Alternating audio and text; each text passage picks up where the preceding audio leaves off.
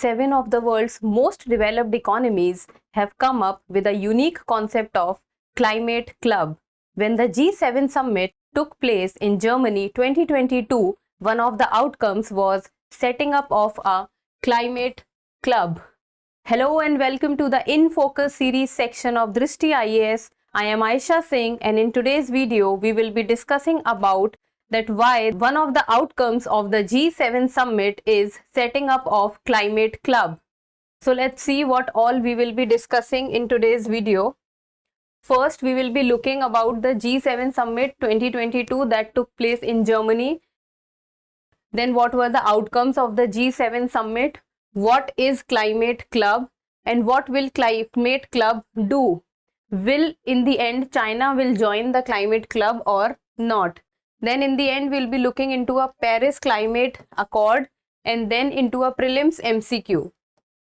So this topic is important from General Studies paper 2 and paper 3. From paper 2 global groupings, and from paper 3 it is about environment.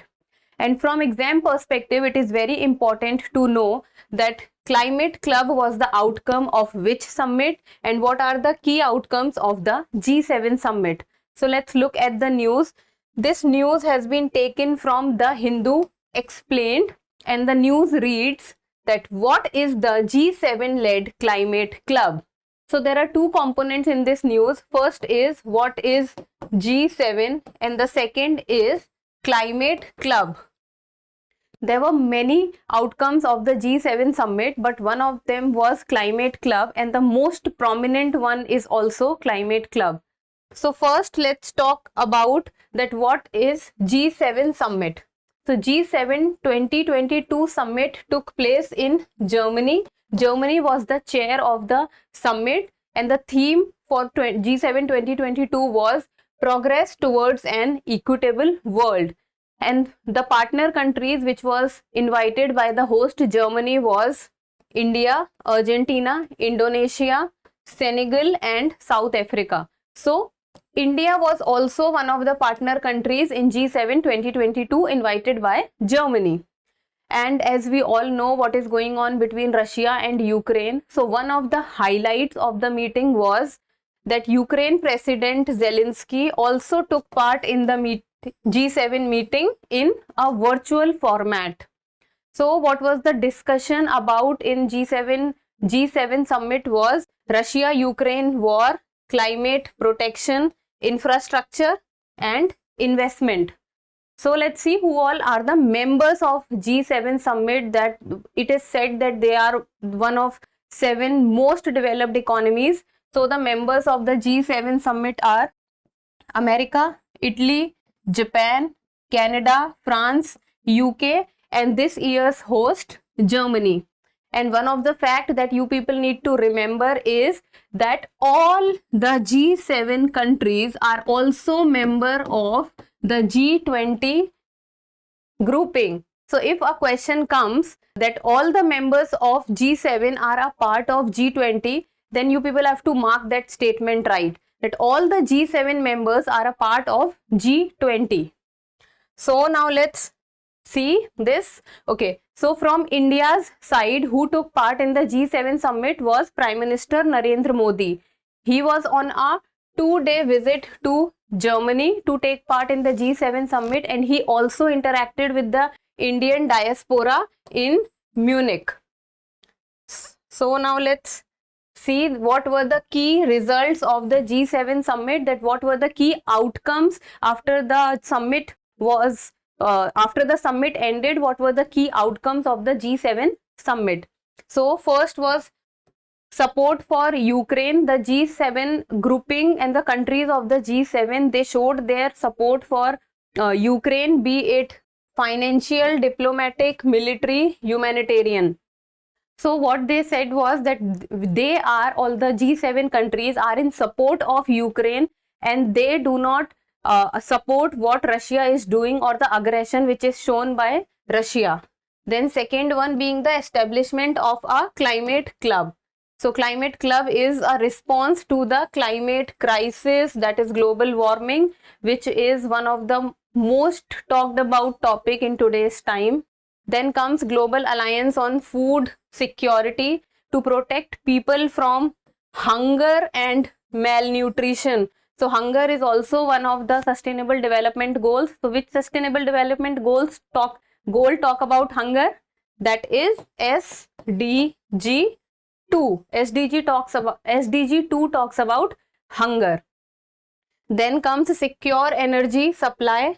That, see, most of the Europe is dependent on Russia for fulfilling their energy needs. So one of the outcomes was to secure energy supply, phase out dependence on Russia energy. Then it was about enhancing global health. We all know what pandemic has done to the world. Globally, the health infrastructure, the medical infrastructure collapsed because of the COVID-19, and we are still recovering from it, and we are still suffering from it. So in the end, it was enhancing global health, improved pandemic preparedness and response. So now let's see that what is Climate Club, one of the outcomes of G7 grouping. So if, like, for example, or you can say that if in prelims a question comes and about Climate Club, and one of the statement is that Climate Club is an outcome of which grouping. So you need to know that Climate Club is an outcome of G7 grouping. It is not about G6 or G8 or G20 or any other grouping. Climate Club is an outcome of G7 grouping. So Climate Club is for nations that want to take more decisive climate action and combat global warming. So it is Climate Club is committed to follow the 2015 Paris Climate Agreement. So whoever countries which works to follow the Paris Climate Agreement can become a part of Climate Club, as Climate Club is open and inclusive in nature. So all the countries who supports the Paris Climate Agreement can become a part of Climate Club, because Climate Club is open and inclusive in nature.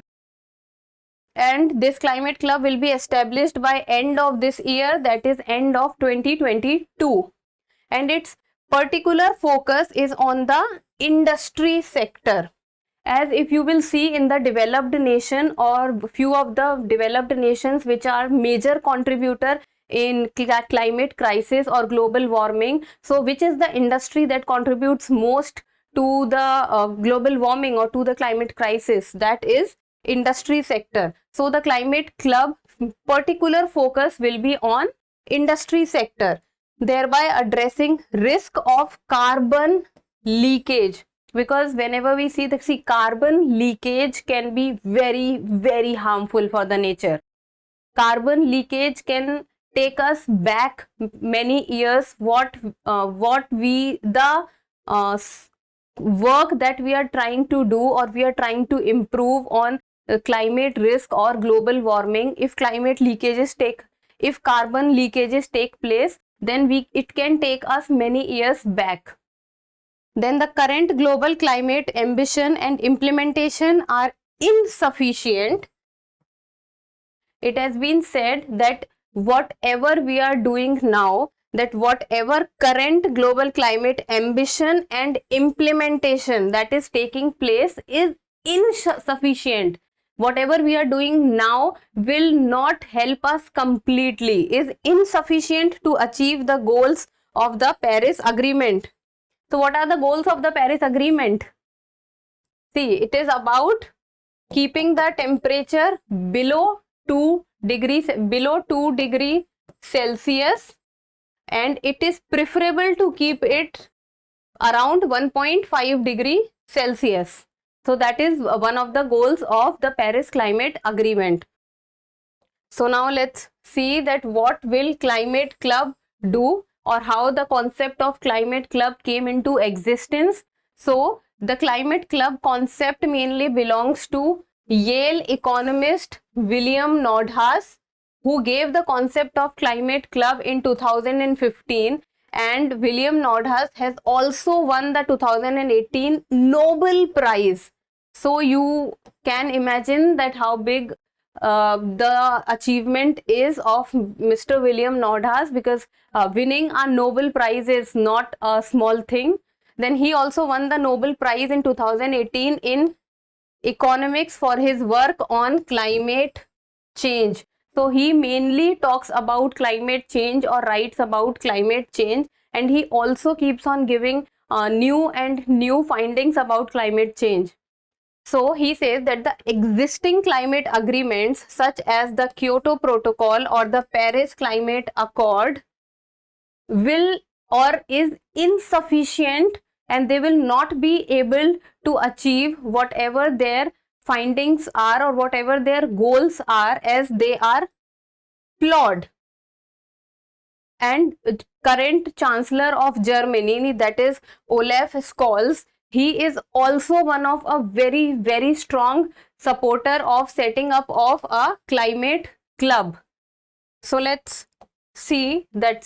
This is Germany Chancellor Olaf Scholz Twitter account, and he has shown his support for setting up of a climate club. That is, we agreed. So we here is the G7 nations. We agreed to establish the climate club by the end of the year. So the year here is 2022. Our goal is to bring together the various political approaches. Climate protection should become a competitive advantage so that more and more countries want to join. So he is showing his support for setting up of climate club. And then in one more tweet, he also shows his full support for Ukraine, the joint fight against global famine and more ambition in climate protection. These are the three messages emanating from the G7 summit. And the theme for the G7 is equitable world. Now let's see that what will climate club do or how it will work. So the climate club will invite partners. As I've told you, all the countries who is also supporting the Paris Climate Agreement can become a part of climate club. So climate club will invite partners who can be major emitters. G20 members, that is the G20 nations, can also become a part of it. Developing and emerging economies, so the developing countries. So see, the G20 members, major emitters, and the developing emerging economies can become a part of climate club to intensify discussions and consultations with the G7 countries, as G7 countries are very serious about the goal that they want to achieve in the Paris Agreement.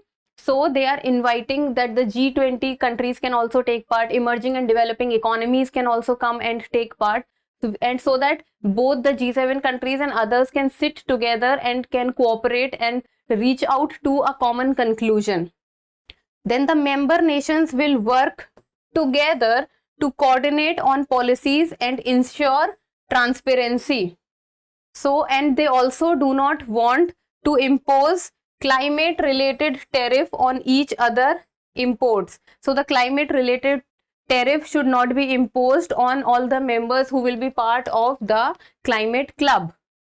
So now let's see that the three pillars on which the climate club will be built are: first is that the focus will be to achieve climate neutrality. So what is climate neutrality? Climate neutrality is reducing all greenhouse gases as much as possible. So we need to minimize the greenhouse gases to such low extents which can be possible. So minimizing all greenhouse gases as low as possible is carbon neutrality. Then second comes the transforming industries to accelerate decarbonization, so that the use of carbon would be minimal. The use of carbon should also be very less. So the process of decarbonization also takes place.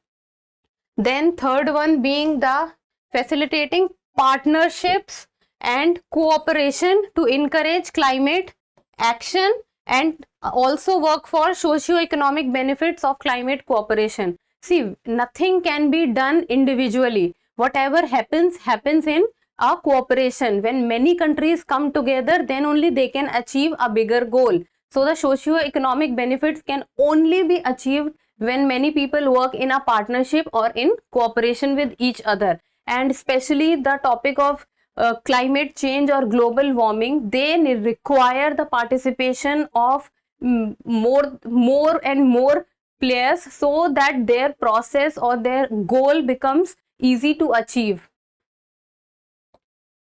Now let's see that will China be able to join the climate club, as China is world's biggest emitter of greenhouse gas. So who are the world's biggest emitter of greenhouse gas? That is China, US, and India is also one of the biggest emitter. And the experts say that China might take time to join the climate club, as it will not be able to join in recent terms, as China has also shown its opposition to climate related tariffs. And what Beijing has done in recent past is it has tried to get South Africa and Indonesia on its side against the European Union's carbon border adjustment mechanism. So that is why the Germany invited South Africa and Indonesia to the G7 summit, so that they can also talk with them, because Beijing has tried to get South Africa and Indonesia on its side against the European Union carbon border adjustment mechanism. So now let's talk about Paris Climate Accord, something of very huge relevance from exam perspective and from environment section. So the Paris Climate Accord was adopted by 196 countries at COP21, that is Conference of Parties 21 in Paris in December 2015, and it is legally binding in nature, and it talks about climate change. So what is the goal of Paris Climate Accord? Is to limit global warming to well below 2 degrees Celsius, and preferable limit, that is preferred limit, is 1.5 degrees Celsius compared to pre-industrial level. See, the goal of Paris Climate Accord is the most important point. You need to know that what is the goal. So is to limit global warming to well below 2 degrees Celsius, while the preferred limit is to keep it to 1.5 degrees Celsius. So the objective is to achieve the long-term temperature goal. Countries aim to reach global peaking of greenhouse gas emission as soon as possible. So try to remember the goal of preferred limit of 1.5 and to keep it below 2 degrees Celsius. Now in the end, let's see a prelims question, that is, which among the following statements is or are correct regarding the climate fund? So the first statement is it was formed by the G20 nations, and the second is it is committed to implement the 2015 Paris Climate Accord. And you people need to tell me the correct answer in the comment section, and the codes are 1 only, 2 only, both 1 and 2, neither 1 nor 2. So let's see how many of you have actually listened to the video. So that's all for today. Thank you so much for watching. Till we meet next time, keep reading and keep writing.